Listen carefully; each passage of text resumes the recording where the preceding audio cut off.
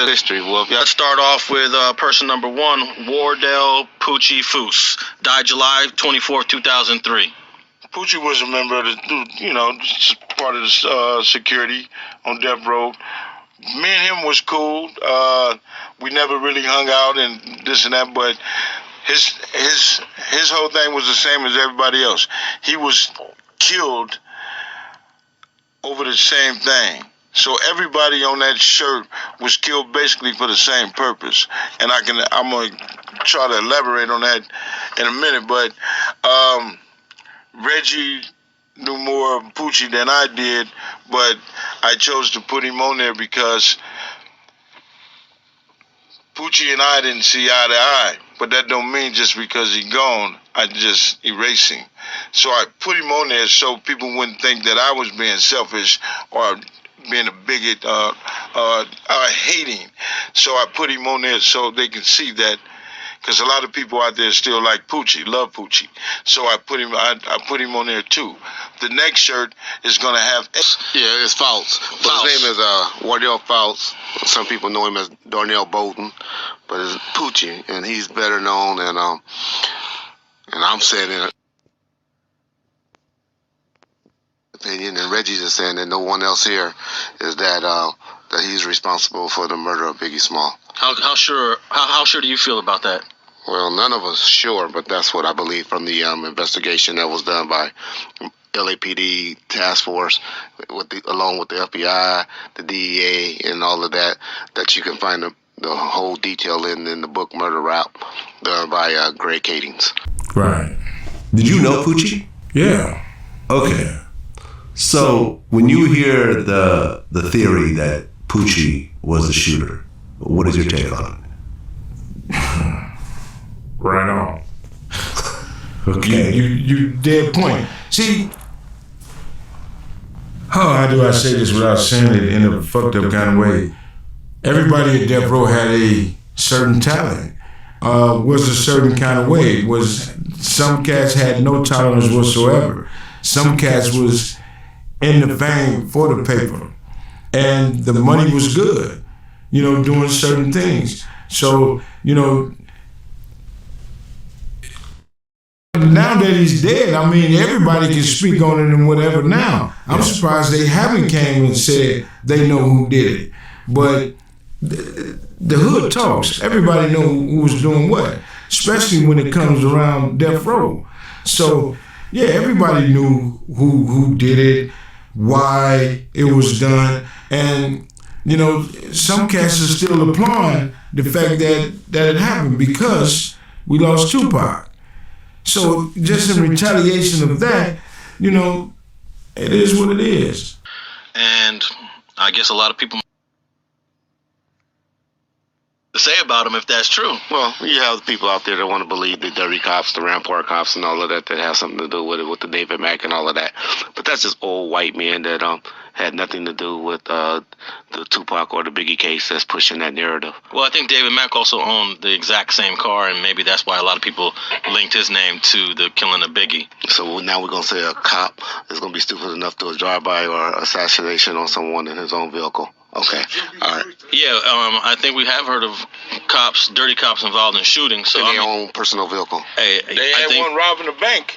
Well, that was him. That was him, but he robbed him. Man, he wasn't in his own personal vehicle. On that incident, he rented a vehicle and used another car. Yeah, but listen to this. David Mack walked into the Bank of America on Jefferson and McClintock and robbed $700,000 that is never recovered as an LAPD officer. Mm-hmm. That's crazy. No, I'm not saying nothing about dirty cops. Yeah. I'm not saying he wasn't dirty. I'm just saying what was his motive to have an assassination on Biggie Small? No, I think that there is a lot of evidence that probably points more to Mr. Wardell, but I don't know for sure. None of us do. That's how they feel. Okay, so in terms of the streets talking and the rumors, is Poochie the name that comes up more often than not? That's it. Okay, so if you were to bet, I win a lot of goddamn money. If you were to bet Poochie or Amir Muhammad or the government, I win a lot of goddamn money. Okay, by betting on Poochie. Yes, sir. All right, well, I get sent a lot of interesting stuff. You know, there's a bunch of pictures someone sent me of Poochie and everything else like that, and a bunch of stories. And, you know, someone has sent some story about how, you know, they were in the car when him and someone else were like kind of laughing about it or something like that. But who the hell knows at this point? It's one of those things that's probably female out there that know more than everybody. Right. You know, everybody trying to put the pieces together of what happened with both of those situations, and it ain't nothing to put together. Everybody already really know, but the people on the outside don't want to believe that this is how it's going down. They want to believe that the FBI is paying people or getting rid of people, certain individuals they sell. Man, come on, this is street shit. This war was going on between Death Row and Bad Boy. Right, because if it was ultimately proven that Poochie was the one who did it, then that ties Suge Knight into that conspiracy. Yes. Right. And Reggie's just saying that no one else here is that he's responsible for the murder of Biggie Small. How sure do you feel about that? Well, none of us sure, but that's what I believe from the investigation that was done by LAPD task force, along with the FBI, the DEA, and all of that. That you can find the whole detail in the book Murder Rap, done by Greg Kadings. And Poochie's not dead. Right. Did you know Poochie? Yeah. Okay. So when you hear the theory that Poochie was the shooter, what is your take on it? Right on. Okay, you dead point. See, how do I say this without saying it in a fucked up kind of way? Everybody at Death Row had a certain talent, was a certain kind of way, and the money was good, you know, doing certain things. So, you know, Reggie was there. Gene wasn't there. Gene can say he can't say he saw the dude pulling the trigger. Correct. He just say he remembers seeing this guy with the bow tie around. That's his truth. Yeah. And he did see this. He did see this. But that don't say that that's the man that did it. Right. And in fact, I remember, we did these things called deep dives. We released these videos that digs into this whole story. I believe the guy's name is Amir Muhammad, who's accused of it. He's like a mortgage broker who lives in LA somewhere, who said he had nothing to do with this whatsoever. And then it sort of digs into the whole story. Like the guy didn't even accuse, we even brought up his name or brought up the description, was like a crazy person. like it breaks down like the original accuser who's in prison at the time. Like in the middle of him getting cross-examined, he like ran out like the room and ran to the Here you go. They was quick, and they was coming from all different places. They're quick to spend money on people to say they seen this, they know this, or somebody told me this. Right. That's not accurate shit. But yeah, you better put somebody in jail. Yeah. And that guy, Amir Muhammad, doesn't even want to do interviews at all. He just wants to be as far from the situation as humanly possible. And Reggie's just saying that no one else here is that he's responsible for the murder of Biggie Small. How sure do you feel about that? Well, none of us sure, but that's what I believe from the investigation that was done by LAPD task force, along with the FBI, the DEA, and all of that. That you can find the whole detail in the book Murder Rap, done by Greg Kadings. Bob James, this is what you do, huh? So, Suge and Poochie kill Piggy. I done heard it all. You and Reg, huh? That's how y'all feeling. Y'all scared for Suge to get out, huh? You niggas is cold niggas. Reggie Wright, your ass down there died, nigga. Corona. And you still talking, nigga. Boy, niggas gonna get you for that box shit, though. You know you gonna die quick, nigga. So y'all hating on Suge. Mom James, you going too, you bitch ass nigga. So, Suge and Poochie kill Piggy.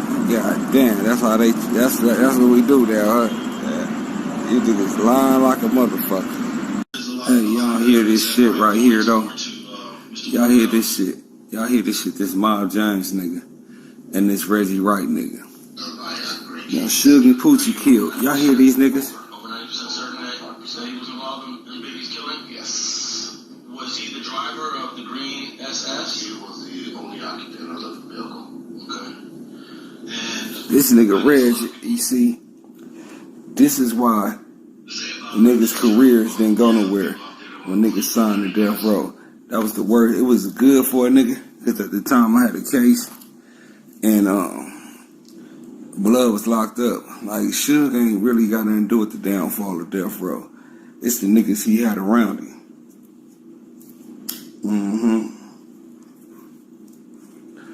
Because I look at it like, this same whole shit right here, like, that nigga they say, Dave, nigga, that was the homie, nigga, Brim Dave, nigga.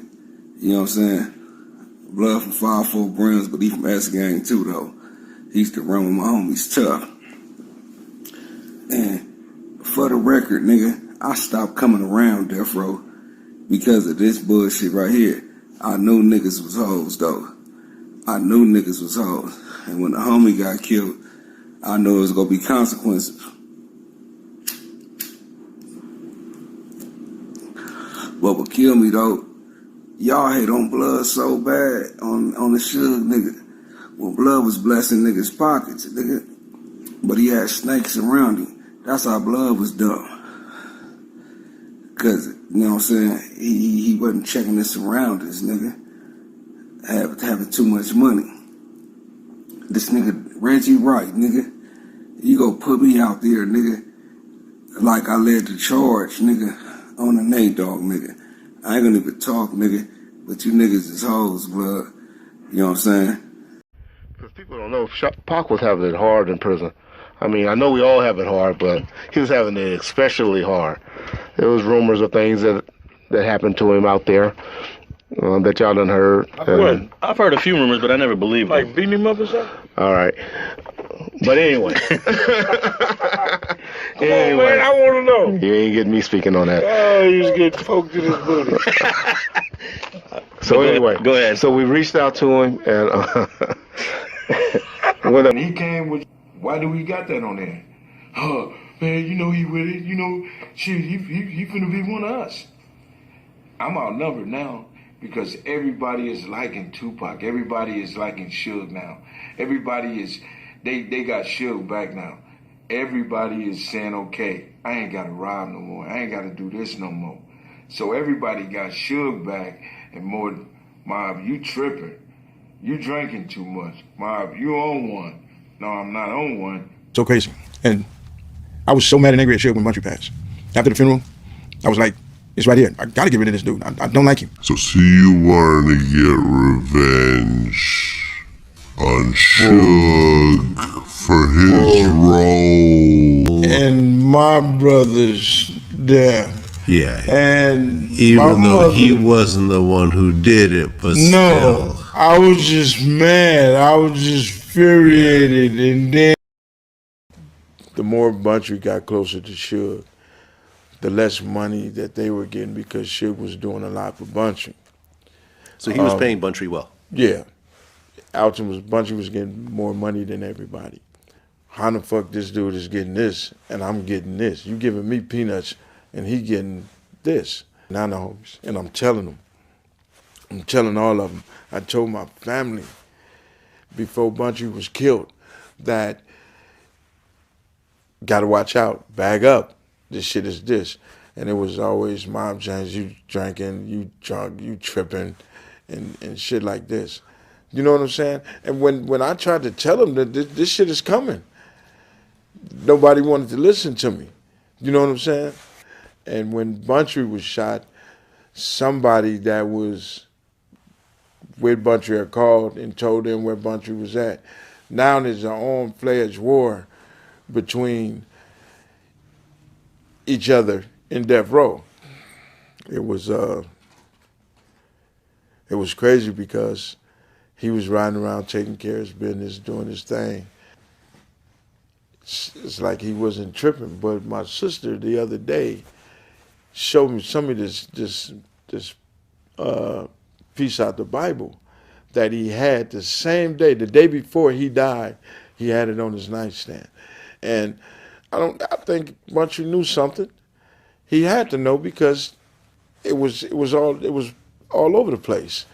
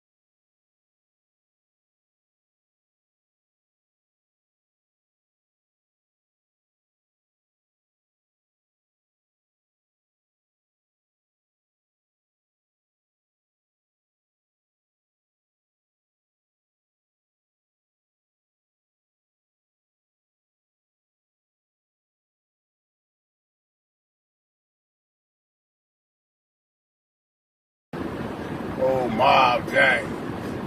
Bum ass nigga. You ain't shit without Reggie motherfucking Wright, the cop behind you. Yeah. Old fuck ass Mob James. Fucking Slob James is what he looked like. Fucking faggot ass nigga, man. Talking shit about Pac like that, man. Talking about Pac won't this, Pac won't with the shit. Man, Pac was a real ass nigga, and Pac ain't fuck with you. So you got something to say. Everybody else that was in the crew, Pac was fucking with. He won't fucking with you, cause you was a fuck nigga. You know what I'm saying? SUGE probably won't even really fucking with you like that. You know what I'm saying? They were fucking with Buntry. You know what I'm saying? Only reason they fucked with you was on the strength of Buntry. You know what I mean? And now the man dead. Vlad give you $2-3 and you come on this motherfucker talking all this bullshit. You know what I'm saying? Pac got killed over some gangbang shit. That's that official police ass story. Everybody know that shit was deeper than the motherfucking Orlando Anderson.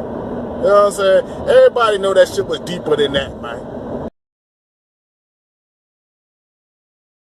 Neckbone, Trey, head Ron, Bunchy, too. What people don't know is they came and confront Buntry about this, you know, like a week or two before he got killed.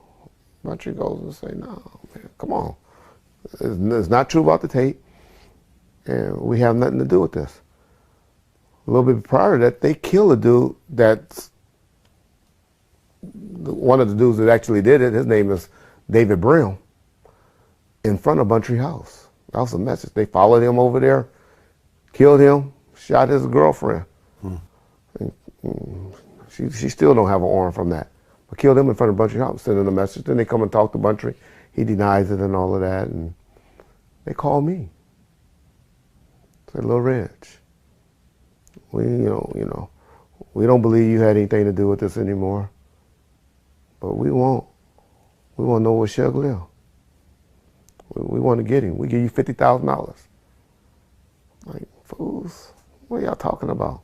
Are you still a cop at this point? No. Okay, no. you've already, you're gone at this point. 99, 2000, something Okay. like that. I'm like, what are y'all talking about? But you're still connected to law enforcement. Yeah. I mean, you're telling an ex-cop all of this, right? that they want you to join into a murder, basically.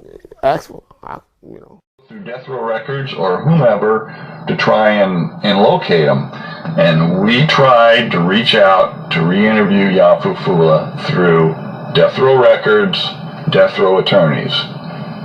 And we kept getting the running around, yeah, we'll get you in touch with him. Yes, we'll do this. Yes, we'll do that. There are new investigators here in Las Vegas that are actively working the investigation. I know that for a fact.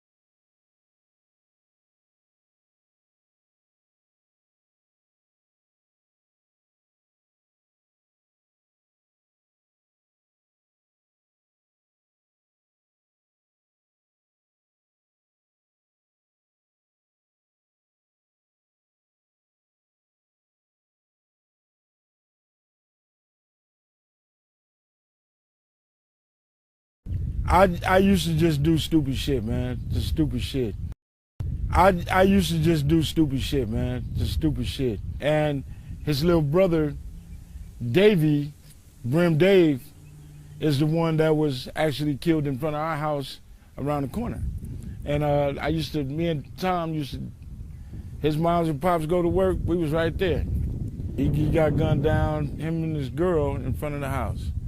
Yeah, it was a terrible sight. Davey was in the game thick, and you know, he came and talked to Buntry about some certain things, and the other side didn't like it, and he was gunned down because of that situation, those situations. You spoke about this before. I guess there's a rumor about there was a tape of another homie that was getting beaten, tortured.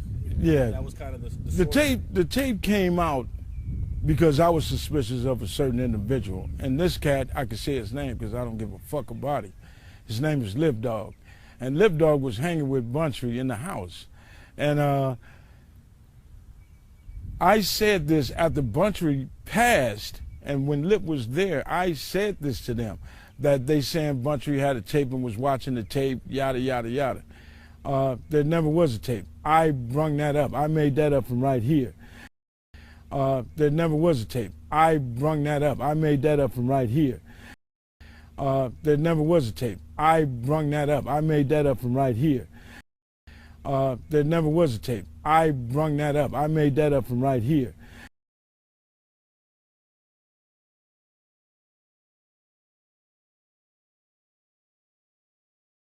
So this what we doing, right? This what we doing. We glorifying rats, right? We glorifying snitches, right? This what we doing, right? Now, when Tekashi was interviewed by Wack, it was an uproar. Everybody had a problem with that. When Tekashi was interviewed by Wack 100, it was an uproar. Everybody was talking about a real street dude should not be interviewing a rat. And I felt where they were coming from. But you can't be selective when you're talking about things like that right there. You can't be selective. Okay, it's cool for him to do it, but he can't do it. MC8 supposed to be a certified bona fide street legend. A legend in the rap game. Mob James supposed to be a certified bona fide street legend associated with Death Row, man, with Suge Knight. And they are here interviewing Sammy the Bull. Maybe the biggest rat ever. Sammy the Bull maybe was the biggest rat ever. And they are interviewing him, and guess what? Ain't nobody saying nothing about it. So guess who had to say something? Of course, the host with the most, Timbo Slice, man. It had to be done on the channel. It's guaranteed to get the business handled. Timbo Slice had to speak on this. This right here flew over everybody's head. How did this fly over everybody's head? But when Wack interviewed Tekashi, that didn't fly over everybody's head. It hit him right there in the forehead. And everybody had something to say about it. Yeah, of course, after Timbo speak on it, now everybody gonna have something to say, of course.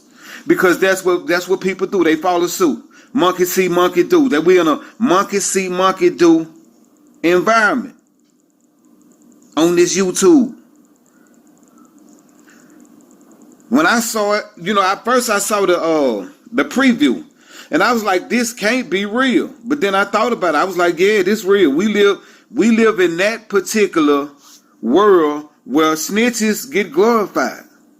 And if it's gonna bring a bag in, niggas gonna deal with snitches, point blank.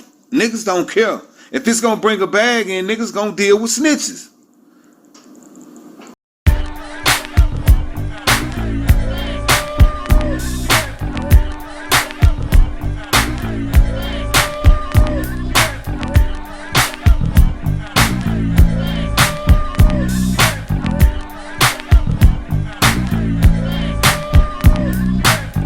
started off, walk my hood to collect some millions. Gray dicks, black chucks is what I hustle in. Bought me a bike just to catch the cluckers on the curb. Cause I'ma turn this $50 dub into a bird. Hooked up with some gangsters who told me that they had a spy. Passed me a Glock and said we had them our niggas block. Passed me the holler to my nigga, let's roll. With if the bitches out there low. I never had no love for hoes. We creeping up, we shoot them up cause I don't give a fuck. When niggas stuck like Chuck cause he didn't give it up. I sent a slug after slug to his fucking dome. 187 minute he fell victim to the chrome. The spot is hot, but take a look what I got. Cause just as quick as block made me a fucking knot. When I was brought up, I was taught, man, never to take. Always knew that an English set that ass straight. My uncle told me, little low, pack your fucking chrome. Because it takes some true jock and get your hustle on. So I'ma pack my shit into the fucking day I rock. So Okay, fair enough. Joe Lane says, Reggie said he was at 662 handling business when SUGE and Tupac got shot. In another interview, Reggie said when he got the call that SUGE and Tupac were shot, that he thought that SUGE was joking and that he may have been mad for Reggie for not being with SUGE that night. Ask him why SUGE would be mad at him for not being, for being at the club handling business and not with him.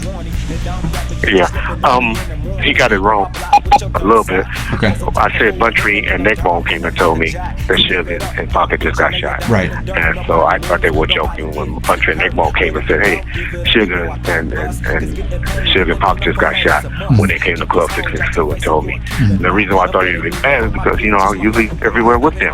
Yeah. And now something go down, I ain't with them. Right. Just like with the Big Jake situation. I missed the plane on that. He was mad like that. And so when stuff like that go down and you always with them and then it goes down when you're not there, gangsters start to think you be knowing what's going on and you be in on it. Yeah. So that's why I took it and said that they would, well, that's what the mind goes. Right. But my point was, SUGE and I never had a conversation about being mad about that. He was always mad about why Franken didn't have his gun. Yeah. I got a letter before from Tupac talking about he fired my security company. And I said, fine. And I didn't send no security for a thing. And then you were calling this going when you got that letter? I don't know. It was one day, but it was doing me. I remember the night of, it was when Keyshawn Johnson had a draft party. We was at the house in Moon. And I had two security guards here, but I had a security guard with Parker. And I remember saying, oh no, Parker fired my security.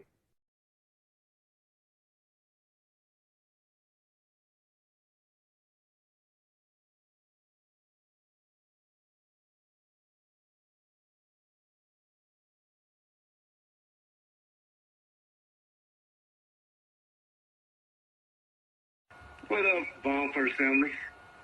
How y'all doing? Hey, John, you got a lot to cover up, y'all. Cover up? Somebody calling me already. You mean just cover? And ATF helping the feds. To investigate Marion Knight and Death Row Records for racketeering violations. And hacking. A former Compton School District police officer who worked off-duty hours as a Tupac bodyguard now reveals to Fox 11 News an interesting series of events. He says, here at the House of Blues in 1996, an off-duty Santa Monica cop working security confiscated a .40 caliber Glock handgun similar to this from a member of Tupac Shakur's entourage. About 2 weeks after that, I was contacted by Reggie to go over to Santa Monica Police Department to pick up this firearm. Hackey says he first showed the handgun to his FBI handlers and then turned it over to Reggie Wright Jr. A month later in Las Vegas, investigators say it was a .40 Glock handgun that killed Tupac Shakur. Hackey believes the murder weapon was the same gun he gave Reggie Wright Jr. I believe it is. And here's why. Hackey says he asked Wright about the .40 Glock.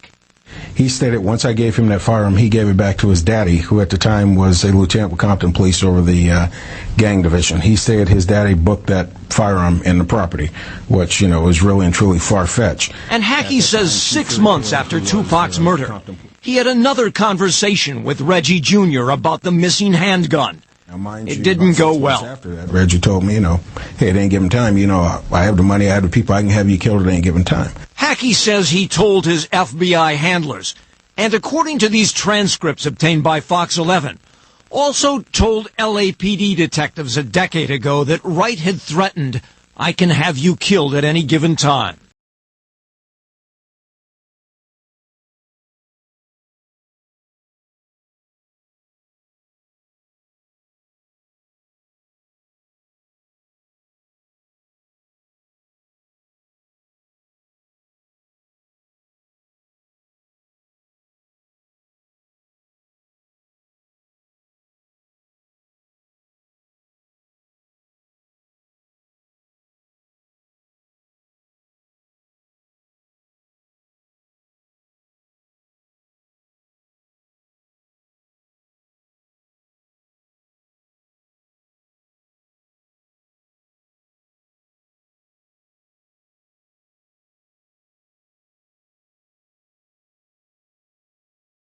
Is knowledge gained, and if a person has experience in this, they're going to know how to get rid of the communication when they can't talk to each other. They're going to know the shooter to select. They're going to know the optimum target area to get that person to travel to get that hit. An innocent individual that comes in to protect someone, and he's totally set up.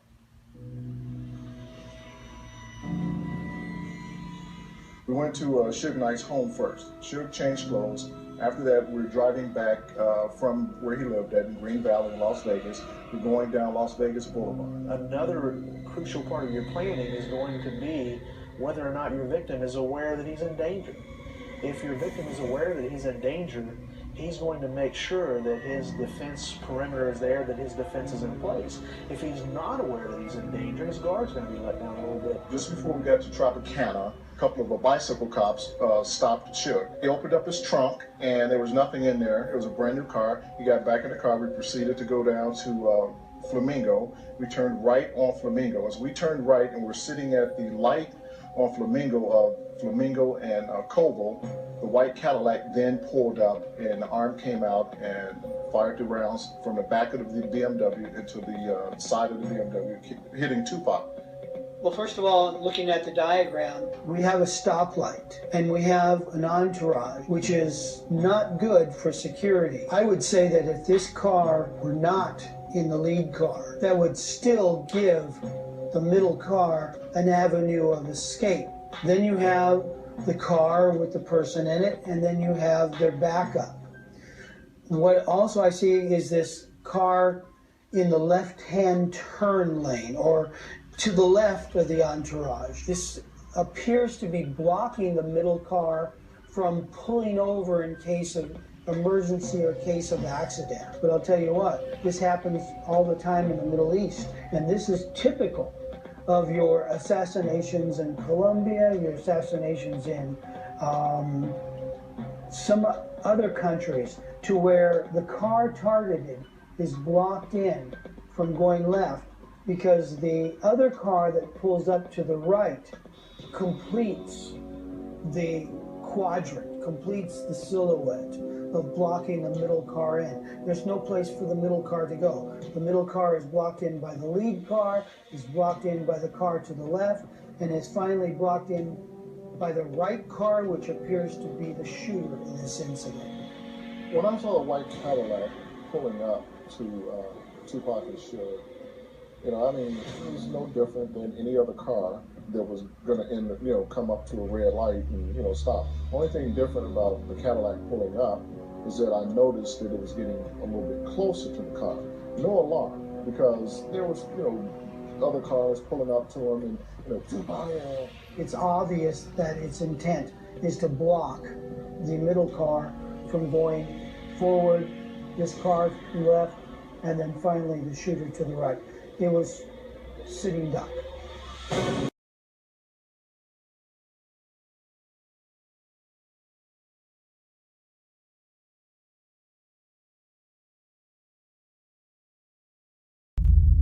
The 1996 Soul Train Awards. Give me a detailed account of everything that happened.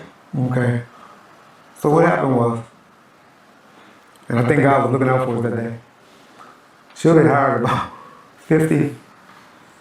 He had bought tickets for about 50 to 60 guys to come to the show. Well, prior to that, what had happened was, SUGE was mad at Don Cornelius because SUGE wanted to opening up a show was the big thing back then, to be able to open the show. So he told SUGE that he's gonna let Biggie open the show. So Suge was mad because he wanted Tupac to open the show. He said, well, you can close it. Suge was like, no, I want to open the show. He was like, well, you know, I want to let Bad Boys open the show. He said, but I got a surprise for you, you know. You're going to be okay, Suge. You know, you're going to be good. Because you got to remember, Me Against the World just won Soul Train Album of the Year. Right. But now he's up against Biggie, Ready to Die album. And so he said, but come, you know, you'll be happy, young man. You know, that's how Donnie put it in his talk. So Suge was like, okay, all right. He bought 60 t-shirts. And their job was to rush that stage and pull Biggie off the stage. That was the plan. That was the plan. But this is where I kind of betrayed you. I tipped off the guy that ran the security there because he was a boy that grew up with us that worked for LAPD that ran the Shrine Moratorium. So, man, don't let all them niggas in at one time. And so they were patting them down and held them up. And their job was to rush that stage and pull Biggie off the stage. That was the plan. That was the plan. But this is where I kind of betrayed you. I tipped off the guy that ran the security there because he was a boy that grew up with us that worked for LAPD that ran the Shrine Moratorium. So, man, don't let all them niggas in at one time. And so they were patting them down and held them up. And their job was to rush that stage and pull Biggie off the stage. That was the plan. That was the plan. But this is where I kind of betrayed you. I tipped off the guy that ran the security there because he was a boy that grew up with us that worked for LAPD that ran the Shrine Moratorium. So, man, don't let all them niggas in at one time. And so they were patting them down and held them up. Don't trip, you know? I know things is hard right now. You looking for a job. You out there hustling. Money gonna come your way, just don't trip. Gotta keep your shoes tied. Well, I came a little bit light today, so no microphone, kind of stealth, cultivating a source. Got a lot of really good information. Apparently, there was a casino robbery. $450,000 was taken. And who was involved? Well, it points to the rights. And one other thing, turns out Puffy and Reggie Wright Sr. are related. Reggie Wright Sr., Reggie Wright Jr., they're relatives. So this shit goes pretty deep. There's a lot that was known, and that explains why Puffy said Biggie had to die, that Suge had to go to jail, that Tupac had to die. Now it all makes perfect sense. Reggie Wright is, both of the Reggie Wrights are related to Puff Daddy. I don't know if it's true, but I'll tell you what, somebody just told me that, and you can see where I'm at. So, pretty interesting piece of information. So, today was a very productive day. A lot of conversations, a couple of different sources. One of them talked about the Compton Police Department back in the day and how they were rolling with $110,000 Porsches and, you know, all kinds of beautiful cars. And there was evidently a bunch of truck theft that was going on. The truckers would get, basically kidnapped, held against their will, duct tape, hands and feet, and anyway, so and then their load would be stolen, and there was evidently some kind of a place where they would pull in that truck and offload the contents. And they were basically just stealing the contents. And some of those contents would be cigarettes, would be electronics. There were a lot of electronics. And this guy said he was a kid at the time, and he was over at the police chief's house And he said they used to hang out there and, whatever, kids drink beer, what have you, adults, no problem. And he said an entire load of VCRs showed up at the Compton police chief's house. And this was late 80s, early 90s. And this guy was a kid. He said he was just hanging out with his police chiefs, whatever, kids in the neighborhood just hanging out when this whole load of VCRs shows up. And nobody even thought twice about doing anything. It was all kind of out in the open. Anyway, kind of an interesting day. A lot of interesting intel today. And I'm out still cultivating sources. And so, I know, hey, there are people out there ridiculing me. I don't care. I'm going to continue to cultivate sources and continue this investigation. And let's see where this leads. If anybody out in the crowd can confirm any of this stuff, sure would like to hear your thoughts. You guys have my email. You guys have ways to reach me. Send me more leads, and let's continue. I did a FOIA on Bobby Finch's murder. I haven't received anything back yet, but let's, one thing at a time. Let's try and get some more information and see where this leads. So let's talk about what does all of this mean. So Eugene Deal has come out and has said that that Puffy knew that Suge would have to go to jail, that Tupac would be murdered, that he had to die, and that Biggie had to die. And so what does this mean?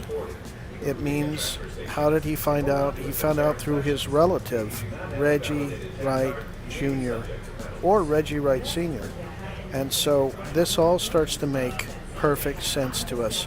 Now let's also talk about the situation with the casino. If we know who runs casinos, casinos are run by the mafia. And if somebody robs a casino, that means they have cover from somebody bigger. And there's been all of these rumors of the CIA doing operations in Compton. And so what we have is we have Reggie Wright Sr., Reggie Wright Jr. getting cover from the U.S. government, because it's the only way that you can rob a casino, if it's true, and live. We need more proof of this casino robbery. Supposedly $450,000 was stolen in the late 90s. And I'd like to know more about that, so maybe the crowd could do a little research and see what you can find on a casino robbery. Evidently pulled off by the Compton Police Department, pretty brazen. Anyway, want to find out more about that? I think it makes a lot of sense. And I promise I'm not gonna die until I change this. I got a baby girl in this world, so I ain't got no choice. Y'all either gonna take me out or ride with me. And I put that on everything. Hard times hate us, yeah, but that's okay. I'm a hustler, and that won't change. Hustling.